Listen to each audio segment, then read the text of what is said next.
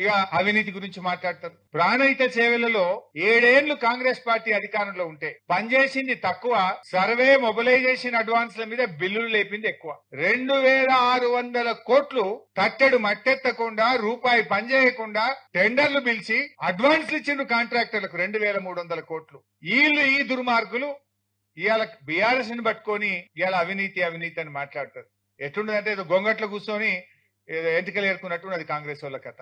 అవినీతికి care of address Congress. కానీ ఇలా వాళ్ళు ఒక మంచి పని జరిగితే ప్రజల్లో బీఆర్ఎస్ కు మంచి పేరు వస్తుందని ఒక దుష్ప్రచారానికి వాళ్ళు ఒడిగొడుతున్నటువంటి పరిస్థితి కూడా మనం చూస్తున్నాం. నది లేని చోట రిజర్వాయర్లు కడతారా అని మాట్లాడింది. మన మల్లన్న సాగర్ కడితే నది లేని చోట రిజర్వాయర్లు కడతారా, ఇది ఎక్కడన్నా ఉందా ప్రపంచంలో అని కూడా మాట్లాడు, పేపర్లలో చూడు, ప్రజల మైండ్ ఖరాబ్ చేసుడు. ఎక్కడో కాదు, మన ఉమ్మడి ఆంధ్రప్రదేశ్ లోనే కండలేరు ప్రాజెక్టు నది లేని చోట 68 టీఎంసీలతో కట్టారు. గోరకల్లు ప్రాజెక్టు 10 టీఎంసీలతో ఉంది.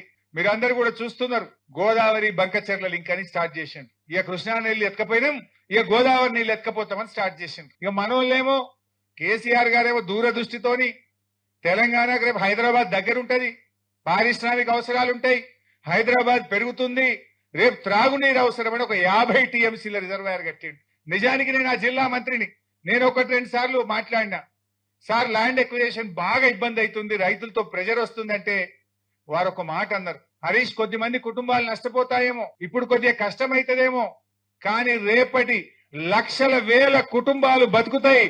రేపటి తెలంగాణకు ఇది జీవధార అవుతుంది, మల్ల గట్టలేము, కష్టమైనా సరే రేపు మనం రాజకీయాలు శాశ్వతం కాదు, ప్రజలు శాశ్వతం, నీళ్లు శాశ్వతం.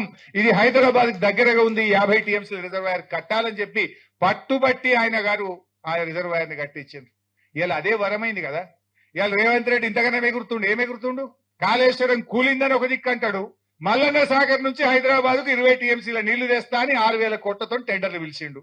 మరి కాళేశ్వరమే కూల్తే నువ్వు మల్లన్న సాగర్కి వెళ్ళి 20 టీఎంసీల నీళ్లు ఈ హైదరాబాద్ కు మంచి నీళ్లు మూసి శుద్ధి చేయడానికి ఎక్కడి నుంచి తెస్తావో సమాధానం చెప్పాలి మిస్టర్ రేవంత్ రెడ్డి. అంటే వాళ్ళు చెప్పేది అబద్ధం. ఆయనకు తెలుసు కాళేశ్వరం ఉందని. మల్లన్న సాగర్ కాళేశ్వరంలో భాగం కాదా? మల్లన్న సాగర్ కాళేశ్వరంలో అంతర్భాగం. అది ఉంది కనుకనే ఇవాళ ఆనాడు కేసీఆర్ దూరదృష్టితో కట్టిండి కనుకనే నువ్వు ఇవాళ హైదరాబాద్ కి 20 టీఎంసీలు తెస్తా అంటున్నావు. అది కట్టకపోతే ఆ నీళ్లు వచ్చినాయి. ఇవాళ మనం ఆలోచించాల్సిన అవసరం ఉంది.